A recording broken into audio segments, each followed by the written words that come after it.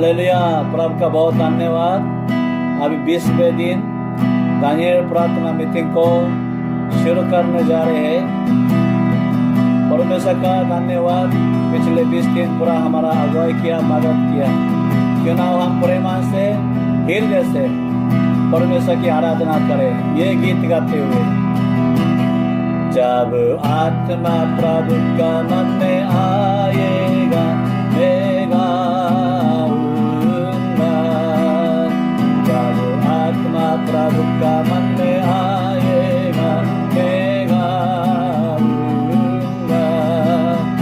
मैं गाऊंगा, मैं गाऊंगा दाऊद की तरह। मैं गाऊंगा, मैं गाऊंगा दाऊद की।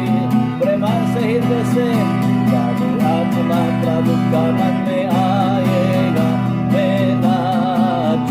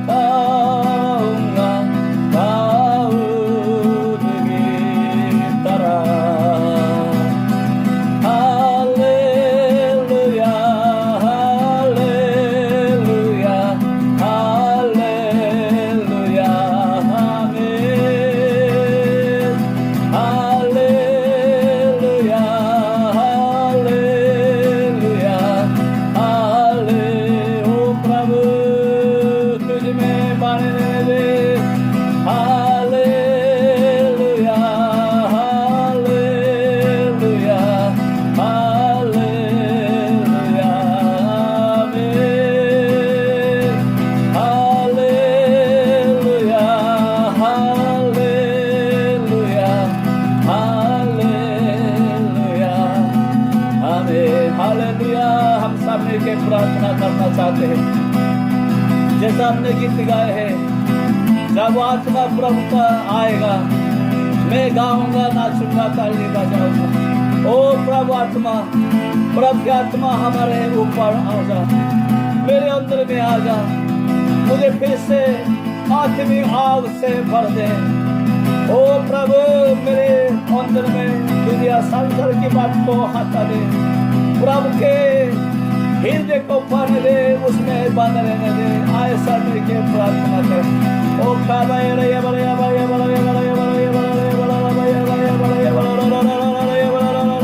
हालेलुया।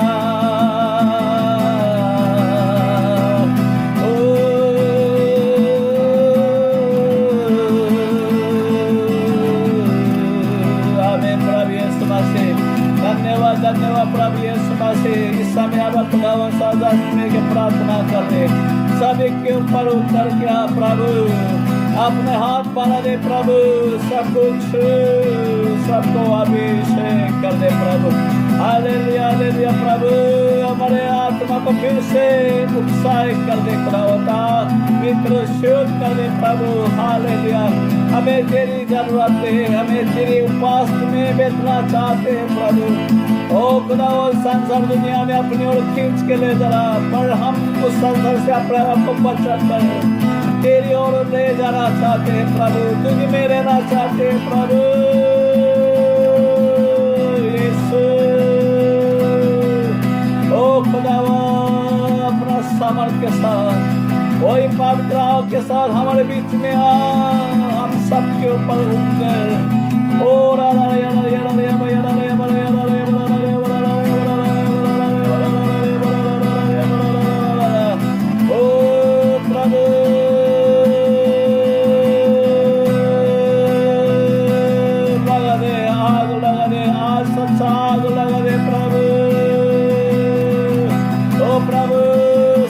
लगा दे, पवित्र को लगा दे। हालेलुया,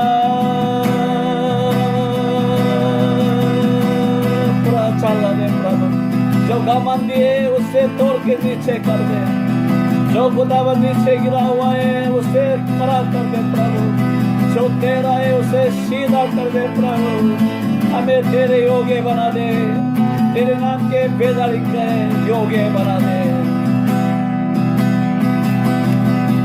आराधना करूं मैं पूरे दिल से, मैं तुझे दूंगा संपूर्ण जीवन में, तेरी सेवा करूंगा मेरी सारी चीजों से। मैं हूँ यहाँ, आराधना करूं, आराधना करूं मैं तुझे दूंगा संपूर्ण जीवन में, तेरी सेवा करूंगा मेरी सारी चीजों से। मैं हूँ यहाँ,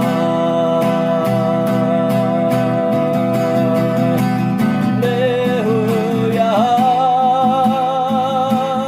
प्रभु,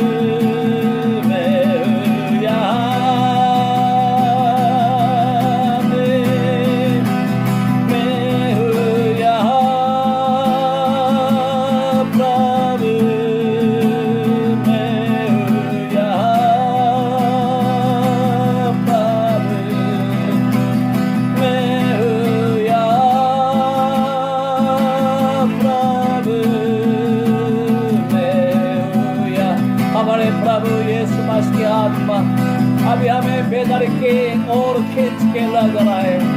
पिछले 3 दिन से प्रभु यीशु मसीह की आत्मा में बेदर की ओर हमारे जीवन को प्रार्थना को खींच के ले रहे, पर उसके लिए प्रभु को व्यक्ति की जरूरत है।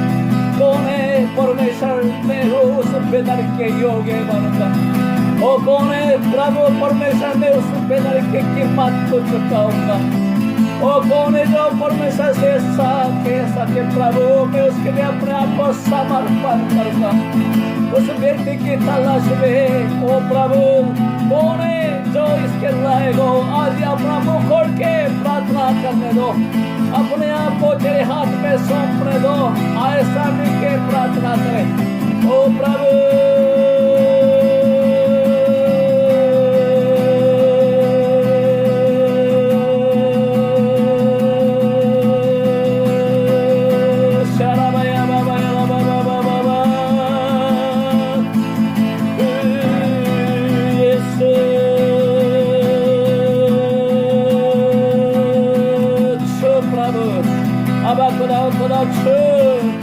हमें व्यक्ति को तैयार कर दे जो सच में प्रभु तेरे नाम के बेदर के लिए खड़े हो पाए, उसके लिए प्रार्थना कर पाए, उसका दाम चुका पाए, उसके लिए अपने आप को समर्पण कर पाए। प्रभु ना अपने नाम के लिए ना दुनिया के सुखदाई के लिए बल्कि तेरे नाम के बेदर के लिए सच में रोते हुए प्रार्थना कर पाए। वो कौन है प्रभु? हम में से सब व्यक्ति को खड़ा कर दे।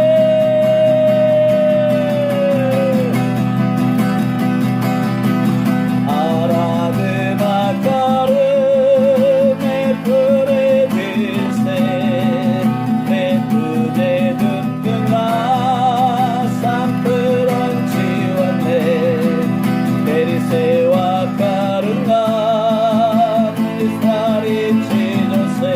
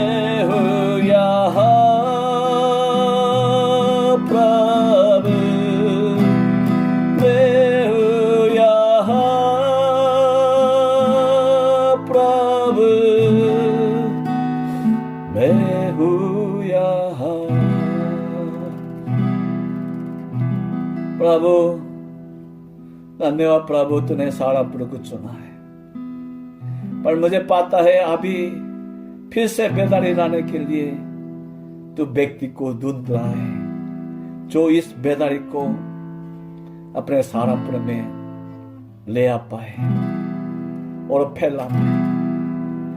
प्रभु अपने लोगों के हृदय में अपने हृदय की बात डाल दे और समझा दे तो सच में क्या चाहते हैं, ताकि कुछ लोग खड़े हो जाए सच में इस बेदारी के लिए, इस प्रभु यीशु मसीह के दिन के लिए, शुद्ध मन से, सच्चा मन से। दुआ प्रभु यीशु मसीह के नाम से मांगते हैं, आमीन। हालेलुया। प्रभु का बहुत धन्यवाद। अभी हम 20वें दिन दानियल प्रेयर मीटिंग को करते जा रहे हैं। परमेश्वर के वचन पढ़ना चाहते हैं। दूसरा इतिहास 7 के 14 आयत। सब अपनी बाइबल खोल ले तब यदि मेरी प्रजा के लोग जो मेरे कहलाते हैं दीन होकर प्रार्थना करें और मेरे दर्शन के खोजी होकर अपनी बुरी चाल से फिरें, तो मैं स्वर्ग से सुनकर उसका पाप क्षमा करूँगा और उसके देश को ज्यों का त्यों कर दूँगा। आमीन। अभी हम रिवाइवल के बारे में, बेदारी के बारे में और वो बताना चाहते हैं। आज का टॉपिक है कि बेदारी के लिए हमें क्या करना चाहिए, बेदारी के लिए हम क्या कर सकता है।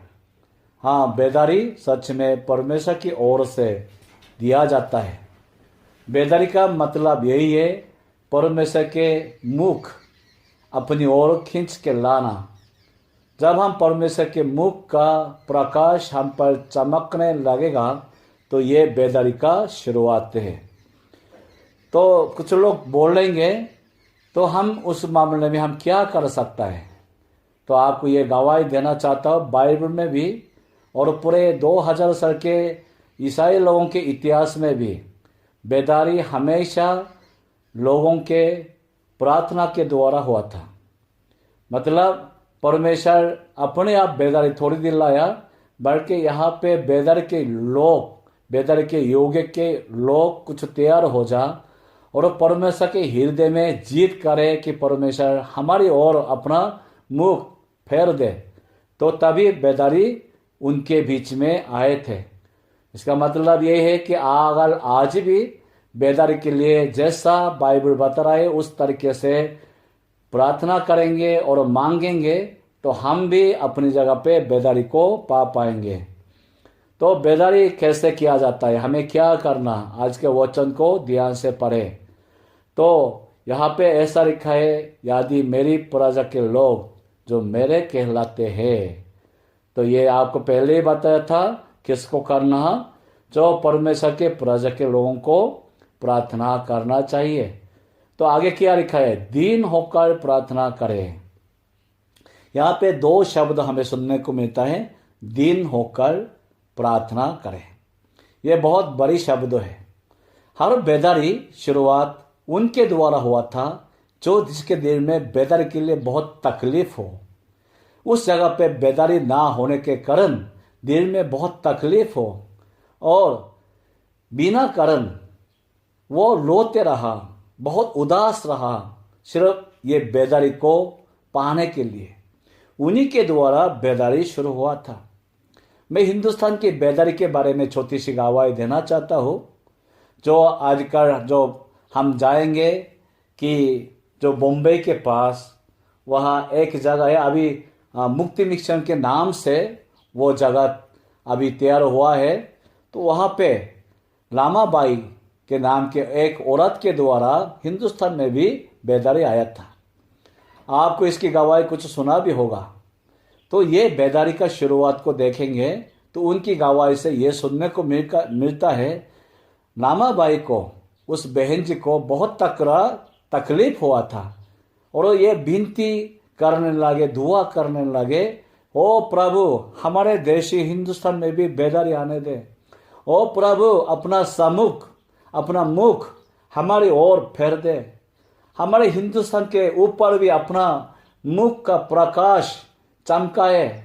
इसके लिए ये लामाबाई बहन जी ने बहुत प्रार्थना किया। इन्होंने इतना प्रार्थना किया कि अपना जो उनके साथ जो मुक्ति मिशन में काम कर रहे थे 1500 जो औरत लोगों के साथ भी रोज प्रार्थना किया, ओ प्रभु हमारे देश में बेदारी ला दे। सिर्फ यहाँ तक नहीं, उन्होंने दूर तक इंग्लैंड में भी, ऑस्ट्रेलिया में भी, वहाँ पे भी अपने लोगों को भेजकर ऐसा रिक्वेस्ट कर दिया कि प्रे फॉर इंडिया, हमारे हिंदुस्तान के लिए प्रार्थना करे कि बेदारी आ जाए। इसके लिए उन्होंने बहुत रिक्वेस्ट डाला। मतलब यही है कि उनके दिल में बहुत दुख तकलीफ था बेदारी के कारण, बेदारी ना होने के कारण।